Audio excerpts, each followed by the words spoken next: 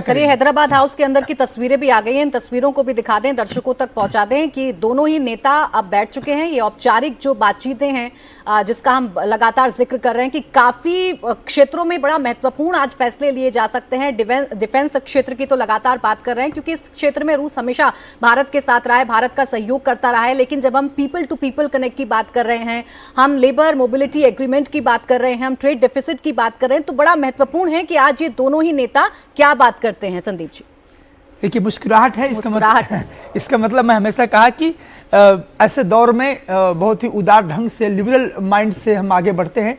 तो मुझे लगता है कि क्या होगा कि हम नए सेक्टर को इवॉल्व कर रहे हैं कि रूस के मार्केट में भारत का नया सेक्टर, जैसे सबसे इंपॉर्टेंट एग्रीकल्चर, जिसको लेकर के हमेशा अमेरिका हमें परेशान करता रहा है कि हमारे एग्रीकल्चरल प्रोडक्ट रूस के मार्केट में जाए। दूसरा ये है कि मैं टेक्सटाइल इंडस्ट्री की बात कर लूँ यदि, तो वो भी हमारा बहुत ज़्यादा भी वहाँ नहीं है। वो मैंने देखा वहाँ पर मॉस्को में देखा कि चाइना का जो टेक्सटाइल सेंटर बहुत डोमिनेंट है मॉस्को के मार्केट में, तो ये भी हमारा जाना चाहिए।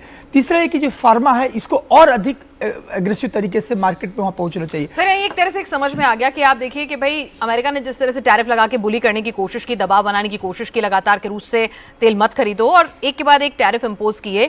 और जो ट्रेड डेफिसिट है, अब रूस को भी इसका मतलब समझ में आ रहा है। हमें तो समझ में आता था क्योंकि वहां दौरे पर रवाना होने से पहले जिस तरह के स्टेटमेंट्स आए हैं स्पोक्स पर्सन की तरफ से, उन्होंने साफ कहा कि भाई इसे बदलना होगा, इसे पाटना होगा। यानी उसकी जरूरत अब वो भी समझ रहे हैं कि अगर हम चाहते हैं कि हिंदुस्तान हमारा दोस्त बना रहे तो सिर्फ वो हथियारों का एक बाजार नहीं हो सकता है, उससे आगे के रिश्ते तलाशने हैं।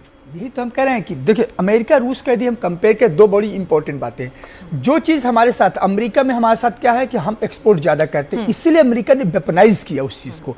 हम नहीं चाहते हैं कि कल के डेट में हमारे रशिया के साथ कोई वेपनाइजेशन, हालांकि कभी नहीं होने वाला है, लेकिन यदि ट्रेड बैलेंस रहता है, और बैलेंस के लिए खुद रूस चाहता है कि हिंदुस्तानी प्रोडक्ट रशियन मार्केट में आए, तो ये एक स्ट्रक्चरल बैलेंस है। मुझे लगता है जब हमारा प्रोडक्ट जाएगा तो ऑलरेडी बैलेंस कम होगा, और जो मैकेनिज्म है इसका ट्रांजैक्शन का वो भी कम होगा।